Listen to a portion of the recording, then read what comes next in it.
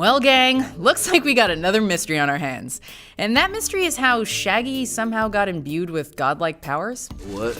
Hey guys, I'm Rebecca from Watch Mojo, and today we'll be counting down our picks for the top 10 monsters from Scooby-Doo TV shows. How do we get into this, Scoob? Before we begin, we publish new content every day, so be sure to subscribe to our channel and ring the bell to get notified about our latest videos. We'll be basing our choices on how iconic, creative, and frightening the monsters are, but since we will be unmasking these baddies, a groovy spoiler alert is now in effect. Yipes? Double yipes!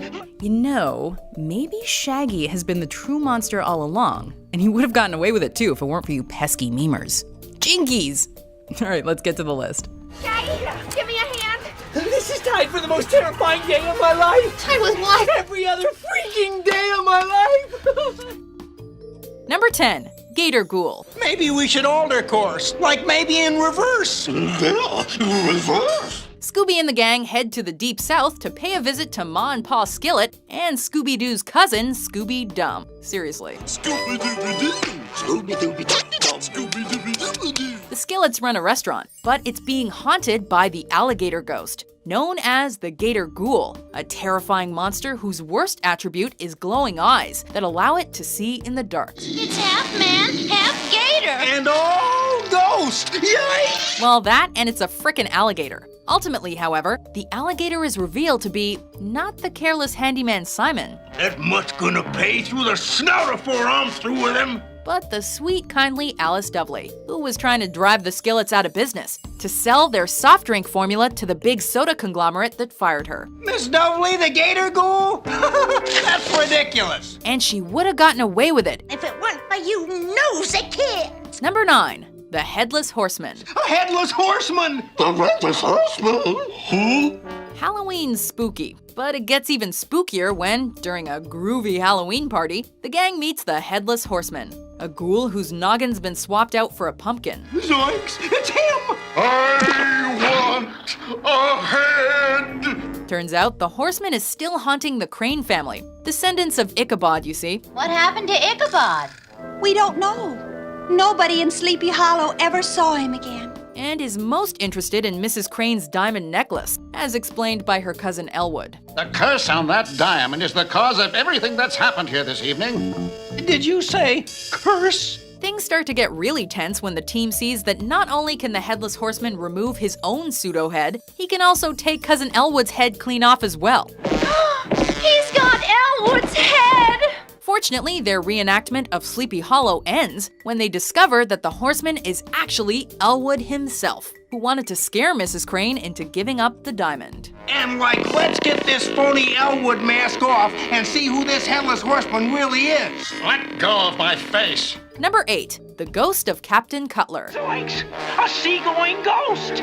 Many Scooby-Doo ghosts were supposedly the spirits of people that were long since dead. Or not. And the ghost of Captain Cutler is perhaps one of the most famous of this type in the Scooby-Doo canon. Beach hermit Ebenezer Sharp claims it was the ghost of Captain Cutler who stole it. Ghost? Ghost? The captain's ghost took the form of a scuba suit covered in glowing seaweed that would rise out of the water to steal yachts and scare the Mystery Inc. kids. Phosphorum pyrifera, Like speak English.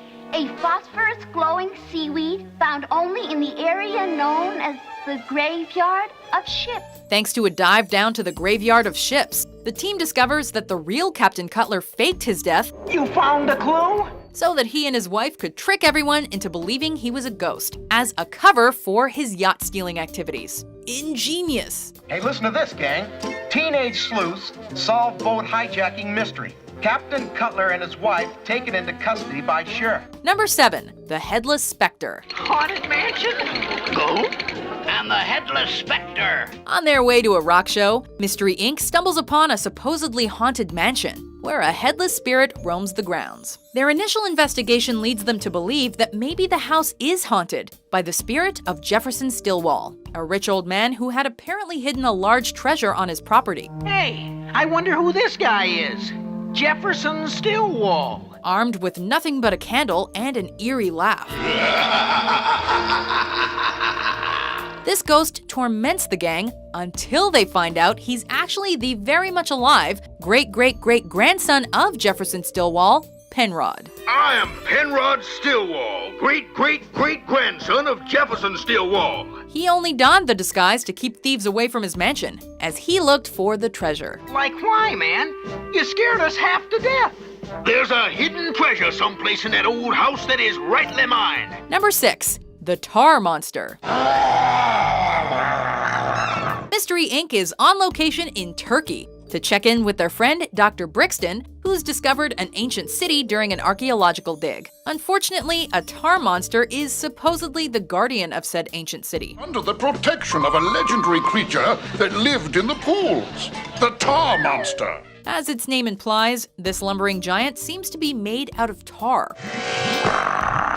Things get worse before they get better when it's discovered that Dr. Brixton's assistant, Mr. Stoner, has been kidnapped by the monster. Last night I heard my assistant, Mr. Stoner, shouting for help. But as they're wont to do, the mystery is soon unraveled, revealing that Mr. Stoner wasn't kidnapped, but was in fact the monster all along, and wanted to steal the treasure of the ancient city for himself. Now let's see who the tar monster really is.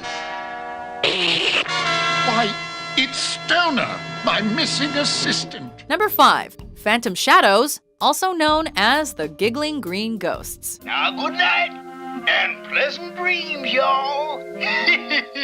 Because of his heroics, Scooby-Doo is chosen as one of a few heirs to a millionaire. However, the only way these people can claim their fortune is to spend a night in a house. Sounds easy enough. You're going to receive an equal share of the $1 million providing you spend tonight here in the old family mansion. The only thing standing in Scooby's way, however, are two phantoms with rattling chains that are trying to scare the heirs out of the house one by one. It's the Phantom Shadow! Only he's not a shadow.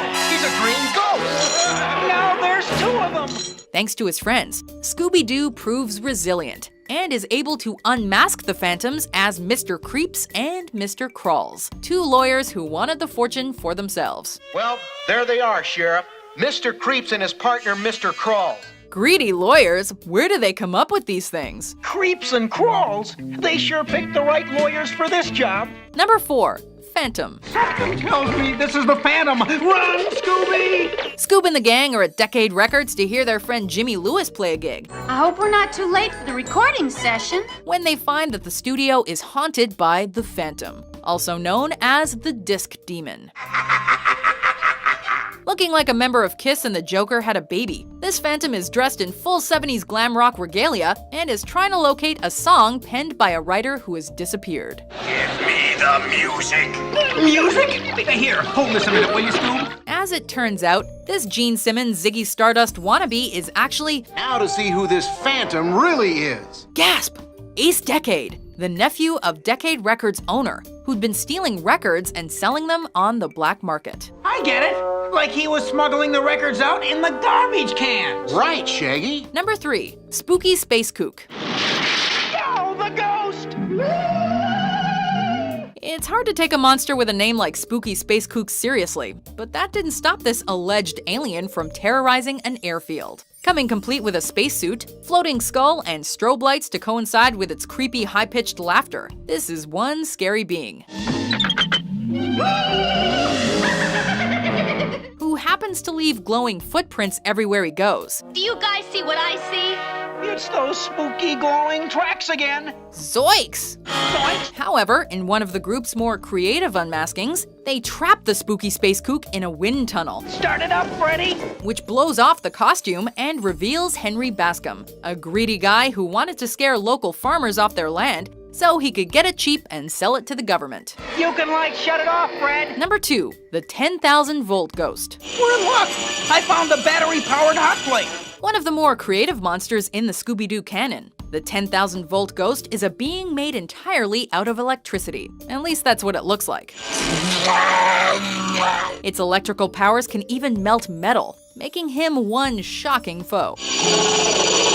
The gang first meets up with this baddie while they're traveling through Winter Haven. a small town that's now deserted because of the ghost. You mean the 10,000-volt ghost, sir? They're told that the orange ball of electricity is actually the ghost of an electrician named Voltner, who disappeared after an explosion. There was a violent short circuit, which overloaded the circuit breakers and blew out all the transformers. But as you may have guessed, Voltner is actually just a greedy guy in a ghost costume. You see, melting that snow short-circuited the batteries on his do-it-yourself ghost suit and ran him down. Let's see who he really is. It's Voltner. Why, I declare. Before we unmask our favorite Scooby-Doo monster, here are some honorable mentions.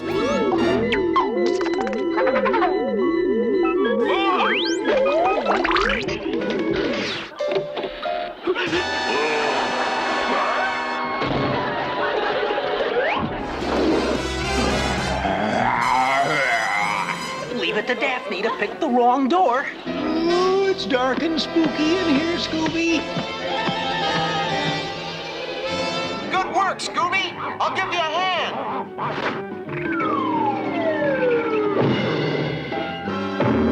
Number 1, the Creeper. That must be the Creeper.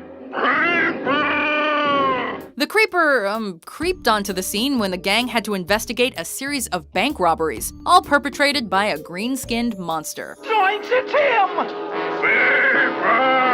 And let us tell you, this was one of the gang's biggest and most complex mysteries. Clues, including a simple piece of paper, pointed in many different directions, keeping the Mystery Inc. gang on their toes. However, when that mysterious slip of paper is heated, it's revealed to be an unprocessed photo showing the true culprit was Mr. Carswell, the bank president. Who used the Creeper getup and his unlimited access to the bank to create the impression he could walk through walls. Spooky, man. Later that night, he would return disguised as the Creeper and make it appear that some sort of a phantom was robbing the bank. Do you agree with our picks? Check out these other great clips from WatchMojo, and be sure to subscribe and ring the bell to be notified about our latest videos.